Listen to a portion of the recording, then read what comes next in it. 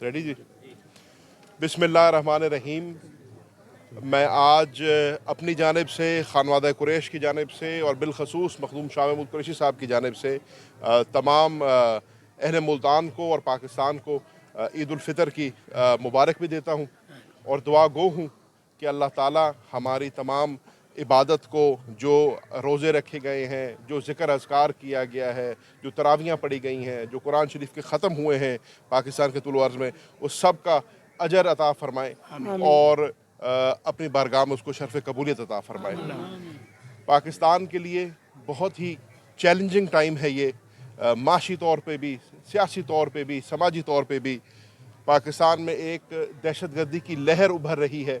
दुआ गो हैं अल्लाह ताला से रमज़ान के बाबरकत महीने के सदके पाकिस्तान को अमन का गहवारा बनाए। पाकिस्तान की जितनी लॉ इन्फोर्समेंट एजेंसीज़ हैं उनको अल्लाह ताला इस्तकामत अता फ़रमाए और जो कुर्बानियाँ देकर हमने इस मुल्क में अमन हासिल किया था, उन कुर्बानियों को हम रायगा नहीं जाने देंगे। इंशाअल्लाह अल्लाह ताला पाकिस्तान को अमन का गहवारा बनाएगा और एक दफ़ा फिर पाकिस्तान में ये जो दहशतगर्दी ज़ोर पकड़ी है वो दम तोड़ेगी और हमारे फ़ौजियों की और हमारे पुलिस की और हमारी जितनी भी लॉ इन्फोर्समेंट एजेंसीज़ हैं और जो हमारे निहत्ते शहरी हैं पाकिस्तानियों की, जो इसके लुक़मा अजल हुए हैं, इंशाअल्लाह उनका खून जो है वो रंग लाएगा, उनकी दीवी शहादतें रंग लाएंगी और इंशाअल्लाह हम पाकिस्तान से इस फस्तायत का और इस किस्म के जुल्म का जो है से निजात पाएंगे। रमज़ान गुज़र गया, बजट आने को है, नया जो है फाइनेंशियल ईयर शुरू होने को है। IMF के प्रोग्राम में अभी हुकूमत जा रही है, तो मैं तो अल्लाह ताला से दुआ करूँगा कि पाकिस्तान की आवाम के लिए इसमें कोई रिलीफ हो, पाकिस्तान की आवाम के लिए इसमें आसानियाँ हो और आने वाले जो दिन हैं वो पाकिस्तान के लिए बेहतर हों। बहुत सारे असीरान हैं हज़ारों की तादाद में जो बेगुनाह आज भी कैद बंद की सोबत बर्दाश्त कर रहे हैं। आज साल से ऊपर गुजर गया 9 मई के वाक़ये को हुए हुए, लेकिन अभी भी उनके ख़िलाफ़ जो है कोई एविडेंस नहीं लाया गया। वज़ीर-ए-आज़म पाकिस्तान शहबाज शरीफ साहब ने अपनी पहली तकरीर में ये कहा था कि जिनके ख़िलाफ़ कोई एविडेंस नहीं है या जो बेगुनाह है उनको जो है फ़ौरन रिहा करना चाहिए।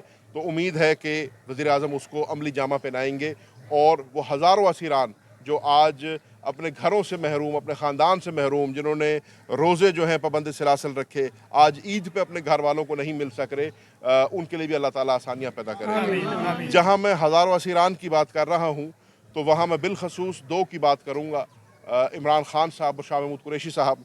वज़ीर आला पंजाब मरीम नवाज़ शरीफ साहिबा ने ऐलान किया कि इस ईद के मौके पे जितने भी पाकिस्तान के जेलों में कैदी हैं उनको अपने ख़ानदानों को मिलने का मौका मिलेगा। मेरे समझने में एक खुशाइन चीज़ थी और हमारे दिल में भी एक खुशी की लहर दौड़ी कि क्योंकि हम भी पाकिस्तान के शहरी हैं, शायद हमारे साथ भी वही सलूक किया जाएगा जो बाकी पाकिस्तान के शहरियों के साथ किया जाता है, लेकिन हमेशा की तरह दोहरा मियार रहा।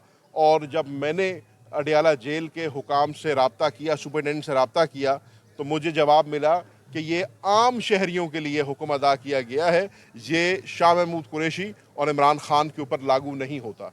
बहुत अच्छा होता कि उन पे भी लागू होता और उनको भी अपने ख़ानदान के साथ मिलने का मौका मिलता।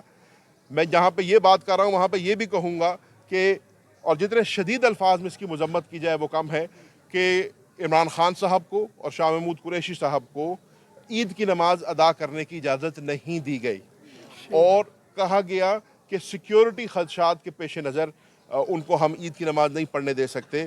पहले सिक्योरिटी खदशात के पेश नज़र 2 हफ्ते तक उनकी विजिटेशन राइट्स को बंद किया गया, उनके बुनियादी हकूक़ को सलब किया गया और ये भी हकूक़ की सलबी की एक और कड़ी है कि आज ईद की नमाज जो कि हर मुसलमान पढ़ता है, हर मुसलमान जाकर पढ़ता है, आप और हम जो है नए जोड़े पहन के जो है ईद के आते हैं नमाज पढ़ने के लिए, तो उनको जेल में भी ईद की नमाज ना पढ़ने दी गई। मैंने उनसे ये रिक्वेस्ट की कि अलहदा उनको नमाज पढ़ा दें, क्या ही सिक्योरिटी कंसर्न हो सकती है। अडियाला जेल जो कि पाकिस्तान का मैक्सिमम सिक्योरिटी प्रिजन है, उसके अंदर वो पाबंद सलासिल हैं, वहाँ पर अगर आप उनको साइड पर नमाज पढ़ा देंगे या सिक्योरिटी के हिसार के अंदर नमाज पढ़ा देंगे तो कम से कम वो अपना ये फ़र्ज़ जो है वो पूरा कर सकेंगे। नीयत होती तो मेरे समझने में ये किया जा सकता था, लेकिन ये ना किया गया।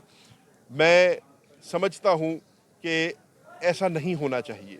और जहाँ रिकन्सिलिएशन की बात होती है, मफ़ाहमत की बात होती है, वहाँ पर कम से कम ये छोटे-छोटे अल्लाह ताला हमें मौके देता है करीब आने के या रंजिशों को मिटाने के, लेकिन ये उन मौक़ों को भी इस्तेमाल नहीं करते और उनमें उन दूरियों में इज़ाफ़ा पैदा करते हैं।